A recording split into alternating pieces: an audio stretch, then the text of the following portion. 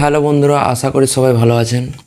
আজকের ভিডিওতে আমি আপনাদের দেখাবো যাদের যাদের ভিভো মোবাইল আছে তাদের জন্য একটা গুরুত্বপূর্ণ আপডেট চলে এসেছে।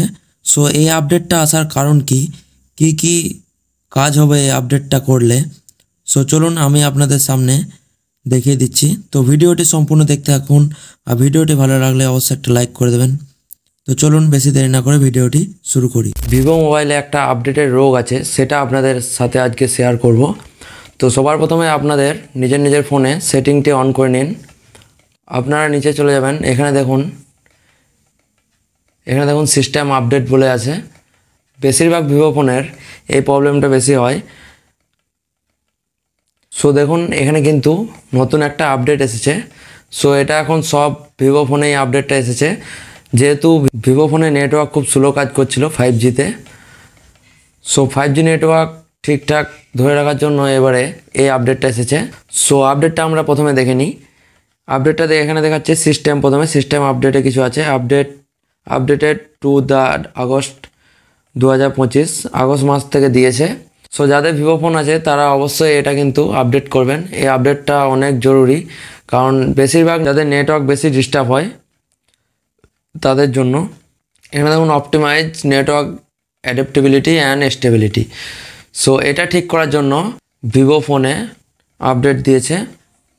আর এখানে কিছু নোট দিয়ে দিয়েছে আপনাদের আপগ্রেড হওয়ার পর কিছু, এখানে যাতে ডিলিট কিছু না হয়। Not delete, modify or use data. আপনার ডাটা কিছু ডিলিট হবে না, এটা আপনারা নিশ্চিন্তে আপডেট করতে পারেন। আর ভিভো ফোনের রোগটা আপনাদেরকে শেয়ার করব, এরকম ধরনের আসবে। সো ভয় পাওয়ার কিছু নেই। এরকম অনেক রকম কালারিং দাগ যদি আসে তো আপনারা এটাকে সলভ করতে পারবেন একমাত্র কেয়ারে যে। সো কেয়ারে গেলে কিন্তু এই দাগটা আপনার ঠিক করে দেবে, পিডিএফ চেঞ্জ করে, মোবাইলের ডিসপ্লে চেঞ্জ করে। সো এটাতে কোনো খরচা হবে না। আপনার ওয়ারেন্টি থাকুক বা না থাকুক, এটা কিন্তু আপনারা সম্পূর্ণ ভালোভাবে জেনে নিন। আপনাদের ওয়ারেন্টি এক্সপায়ার হয়ে গেলেও, 1 বছর পেরিয়ে গেলেও ঠিক করে দেবে। ঠিক করে দেওয়ার পর কোনো টাকা নেবে না, কারণ এটা ভিভো কেয়ার থেকে আপনাদের আগে থেকে নোটিশ জানানো হয়েছে। যাদের এই প্রবলেমটা হবে তাদের কিন্তু ফ্রিতে ঠিক করে দিতে হবে। আর যাদের হয়েছে তারা কিন্তু আমার কমেন্টে জানান, আমি আপনাদের প্রবলেম সলভ করে দেব। তো চলুন আমরা এই আপডেটটা প্রথমে ইনস্টল করে নিই। ইনস্টল করার জন্য আপনাদেরকে এখানে 418 MB খরচ করতে হবে। তো দেখুন নিউ ভার্সন পেতে গেলে এই আপডেটটার নাম হচ্ছে ফানটাচ OS 15। সো এবার আমরা এই আপডেটটা করব। তো এখানে দেখুন ডাটা ইউজেস রিমাইন্ডার, এখানে কিন্তু আপনাদের অপশান দিয়ে দিয়েছে। যদি আপনারা ওয়াইফাই দিয়ে কানেক্ট করতে চান তাহলে কিন্তু আপনারা ওয়াইফাই দিয়ে কানেক্ট করতে পারেন। এখানে কিন্তু কন্টিনিউ ডাউনলোডিং, এটাতে ক্লিক করবেন। ক্লিক করার পর দেখুন এখানে কিন্তু ডাউনলোডিং হচ্ছে আমার। সো আপনারা দেখতে পাচ্ছেন নেটওয়ার্ক স্পিড।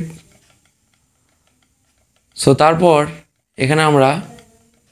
এখানে কিছু সেকেন্ড টাইম নেবে, এই সেকেন্ডটা আমরা ওয়েট করে নেব।